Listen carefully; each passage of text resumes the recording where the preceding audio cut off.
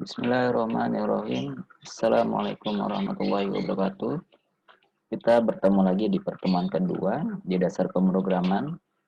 Dalam pertemuan dua kali ini, kita akan membahas mengenai variabel dan beberapa script mengenai listing di sintak dasar Python.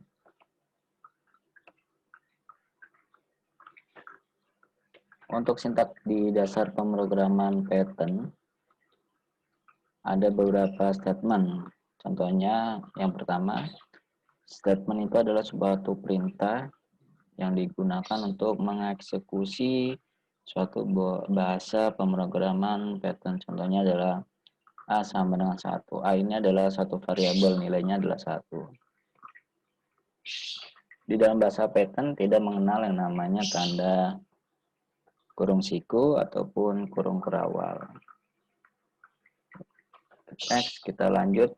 Untuk baris dalam pemrograman bahasa Python, diusahakan menggunakan bahasa pemrograman ataupun tulisan yang rapi. Contohnya, misalkan di dalam baris di gambar pertama ini kemungkinan nih rapi. Oleh karena itu tidak ada kendala. Contoh kendala di dalam bahasa pemrograman Python terdapat di gambar kedua. Contohnya misalkan seperti ini. If jika nilai lebih kecil sama dengan 5, print dia akan mencetak kurung buka, tanda kutip nilai jelek, tanda kutip kurung. Di bawahnya sama, print akan menampilkan tidak lulus. Dikarenakan urutan yang di sini dan di bawah sini tidak sama, maka akan terjadi kendala. Usahakan urutannya sama semua. Misalkan dia ada di ratanya seperti ini sampai bawah sama semua. Kelihatannya ketika kita running, maka dia akan menampilkan pesan seperti ini. File, misalkan ini tempat penyimpanannya di line ketiga. Print tidak lulus, berarti di line ketiga ini terjadi kendala. Berarti terjadi kendalanya karena tidak sama dengan yang di atas ataupun yang di bawahnya. Ini adalah beberapa contoh yang ada di dalam bahasa pemrograman Python. Jika misalkan ada kendala, kita bisa melihat pesan yang muncul di bawahnya. Untuk tanda kutip yang ada di dalam bahasa Python, biasanya dia menggunakan tipe datanya adalah string ya. Kalau misalkan dia tipe data string, wajib menggunakan tanda kutip. Contohnya seperti ini di gambar pertama. Kata sama dengan, berarti kata ini adalah satu variabel, nilainya adalah kata. Nomor 2, di line kedua kalimat, ini adalah variabelnya kalimat, nilainya adalah ini adalah kalimat. Sebelahnya adalah variabel ketiga, paragraf sama dengan ini adalah paragraf. Terdiri dari beberapa baris. Nah, seperti ini contoh untuk pengutipan yang di dasar pemrograman Python. Untuk memberikan suatu komentar ketika kita sudah menulis skrip yang banyak, kita bisa menggunakan tanda pagar. Kegunaannya apa? Kegunaannya berguna untuk programmer untuk memudahkan memahami maksud dari kode. Jadi kalau misalkan tulisannya listingnya terlalu banyak, biar memberi pesan ini untuk script ataupun listing apa, kita menggunakan satu simbol yang namanya pagar untuk mengomentari suatu script.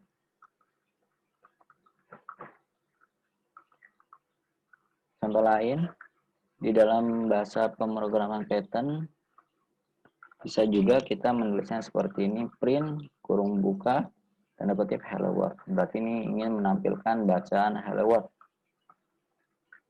Print itu adalah satu sintak untuk menampilkan suatu bacaan. Apakah harus menggunakan tanda kurung? Ya, kalau misalkan dalam bahasa Python wajib menggunakan tanda kurung dan harus disertakan dengan tanda kutip dan kalimat yang ingin ditampilkan itu apa. Dan dikutip dan ditutup dengan kurung juga.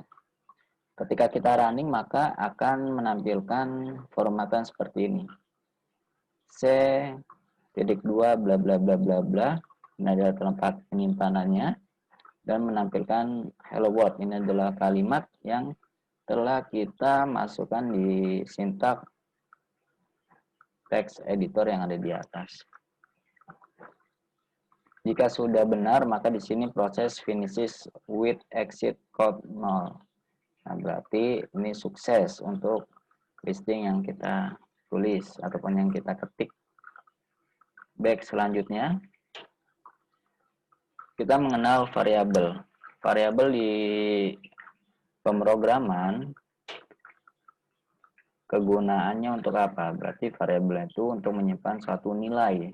Di sini sudah jelas ya, untuk menyimpan suatu nilai variabel itu. Variabel adalah untuk menyimpan suatu nilai.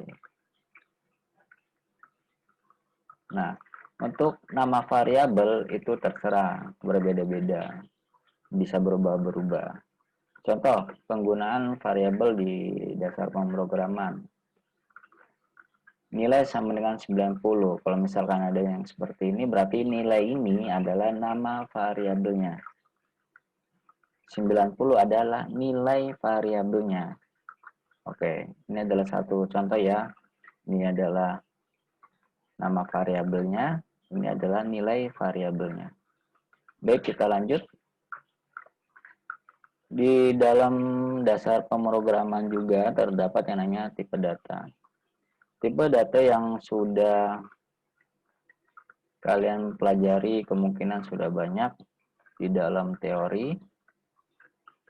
Apa sih itu pengertian tipe data? Tipe data adalah suatu media ataupun memori yang digunakan untuk menampung suatu informasi. Ini tipe data. Contoh, beberapa tipe data di dasar pemrograman itu, contohnya adalah misalnya ada boolean yang menyimpan true atau false, benar atau salah untuk hasilnya. Ada lagi string. Kalau string adalah tipe data dari kumpulan beberapa karakter. Contohnya Universitas Bina Sarana Informatika.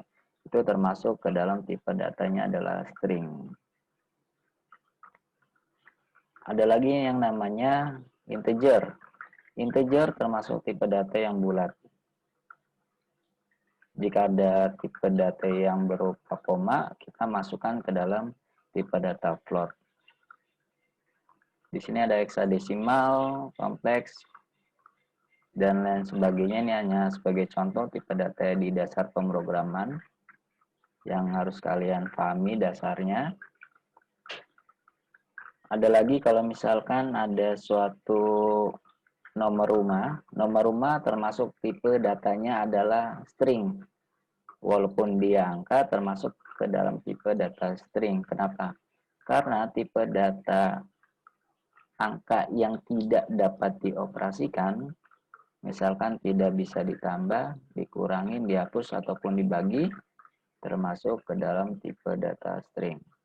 Ada gak kalau misalkan nomor rumah itu bisa dikurangin, dibagi, ataupun dikali? Tidak ada. Contoh lain, nomor sepatu bisa termasuk ke dalam tipe data string karena tipe data yang tidak dapat dioperasikan. Karena tipe data string itu tidak dapat dioperasikan. Contohnya, ada gak nomor sepatu yang bisa dikurangin? Misalkan 36 dikurangin 7, jadinya berapa? Sekian. Tidak ada. Jadi kalau misalkan ada suatu angka yang tidak dapat dioperasikan, termasuk ke dalam tipe datanya adalah string. Oke, kita lanjut lagi. Di dalam bahasa pemrograman terdapat input dan output. Kalau misalkan di dalam Python, print itu kegunaannya adalah untuk output dan inputnya adalah untuk memasukkannya menggunakan input kurung buka kurung tutup seperti ini. Nanti kita pelajari di dalam prakteknya. Ini salah satu contoh penulisan yang ada di dalam bahasa Python. NIM sama dengan input, masukkan NIM. Berarti ada satu variabel yang namanya variabel NIM, input untuk memasukkan NIM kalian. Seperti ini contohnya. Untuk lebih jelasnya, kita langsung saja buka di mana? Di bahasa pemrograman Python. Kita buka yang namanya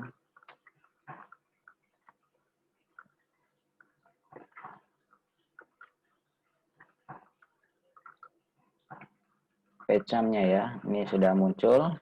Jika kalian sudah buka, seperti ini tampilannya. Nah, sama seperti yang di pertemuan kemarin. Contohnya di pertemuan kemarin kita sudah buat yang namanya satu project mengenai belajar Python. Kita simpan sesuai di drive kalian masing-masing. Di sini ada satu file yang namanya pertemuan 1. Pertemuan 1 ini adalah pertemuan yang kemarin yang telah kita pelajari bersama-sama. Di dalam pertemuan kedua, kita akan membuat lagi satu halaman baru untuk sebagai bahan pembelajaran. Caranya seperti apa? Klik yang ada di file, terus kalian pilih yang namanya new. Di sini ada beberapa pilihan. Kalian pilih yang namanya Python file. Jika sudah, kalian beri nama. Karena ini pertemuan 2, kita namakan dengan nama pertemuan 2. Keysnya biarkan saja mengenai Python file. Kalau sudah, kita klik OK. Nah, di sini adalah text editor yang telah muncul di pertemuan kedua, masih kosong. Untuk latihan di pertemuan kedua ini akan saya ketikkan. Contohnya kita akan memasukkan yang namanya NIM dan nama. Ketika kita memasukkan NIM dan nama, maka akan muncul otomatis sesuai dengan penginputan yang kita input. Contoh, NIM dan nama berarti ada dua variabel ya. Ada variabel NIM dan variabel nama. Contoh, variabel NIM sama dengan, karena kita ingin menginput, berarti kita tulis input, kurung buka, tanda kutip. Nah, ini otomatis ya kutipnya langsung 2 ya. Misalkan masukkan NIM. Nah, masukkan NIM sama dengan, nah, yang kedua, kita buat yang namanya variabel nama. Nama sama dengan input, tanda kutip, masukkan nama. Baik. Setelah kita memasukkan NIM dan memasukkan nama, kita akan memunculkannya di layar nanti. Nah, untuk memunculkannya seperti apa? Untuk memunculkannya, kita menggunakan bahasa perintahnya adalah print. Print, contoh, misalkan kita ingin memunculkan garis terlebih dahulu. Kedua, print, kita ingin memunculkan langsung NIM yang Anda masukkan adalah, nah, Karena di sini adalah NIM, dia adalah tipe datanya adalah string, oleh karena itu di sini kita tambahkan plus tipe data str. Ini ya, string. Lalu kita kurung buka, variabelnya apa? Variabel NIM itu apa? Kita lihat lagi di sini, NIM. Berarti di sini kita masukkan. Nah, di sini muncul ya, f ini adalah variabel NIM. Kalau sudah, kita klik NIM. Oke, langkah selanjutnya kita ingin memunculkan yang namanya nama. Nama yang Anda masukkan adalah sama seperti tadi, karena dia nama itu adalah suatu tipe data string, berarti kita sertakan string, kurung buka, panggil nama variabelnya, yaitu nama. Ini nama variabelnya nama ya. Oke. Jika sudah, contoh, misalkan di akhirnya kita kasih garis lagi seperti yang ada di atas. Nah, ini adalah contoh penulisan skrip di bahasa pemrograman Python di pertemuan kedua. Nah, ada dua variabel, variabel NIM dan variabel nama. Variabel NIM untuk memasukkan NIM, variabel nama untuk memasukkan nama. Dan print adalah gugurannya untuk menampilkan berdasarkan penginputan yang ada di atas ini. Untuk menjalankannya seperti apa? Untuk menjalankannya, ini klik kanan di sembarang tempat. Ada yang namanya run pertemuan 2. Kita run. Maka muncul seperti ini. Kita masukkan saja langsung, masukkan NIM, misalkan 2013-08-387. Kita enter, masukkan nama. Kan Samudi. Kita enter lagi. Nah, ketika kita enter, maka akan muncul. Ini adalah output ataupun hasil penginputan yang telah kita input di atas. Hasilnya sama. Seperti ini. Kalau misalkan di sini ada proses finishes with exit code 0, berarti programnya ataupun sintaknya adalah sukses. Dan ini adalah tempat penyimpanan pertemuan 2 disimpan ya. Seperti ini. Contoh, kita akan menambahkan alamat. Di sini kita tambahkan alamat, berarti kita menambahkan satu variabel alamat. Alamat sama dengan input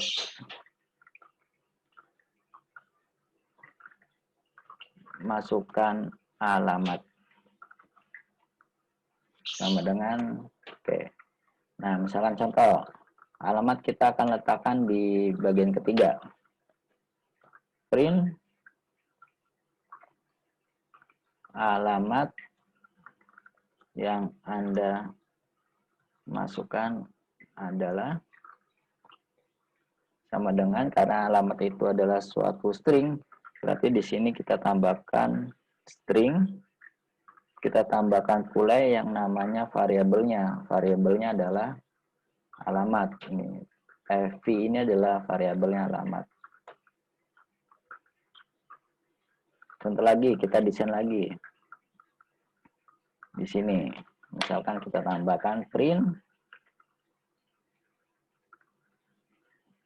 kita pakai spasi tidak apa-apa, misalkan data yang diinput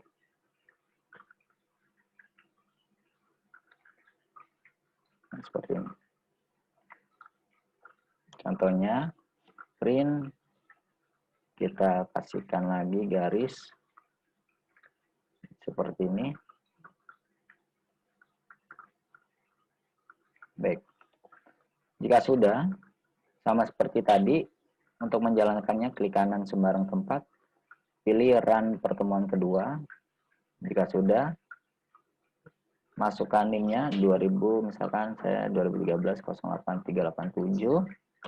Masukkan nama, misalkan Samudi. Masukkan alamat, misalkan Bekasi. Kita enter.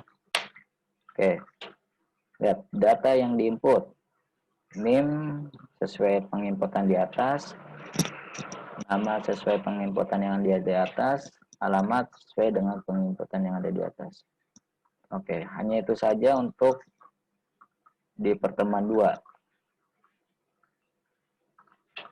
Jadi ada 3 variabel, variabel NIM, variabel nama, dan variabel alamat. Seperti ini.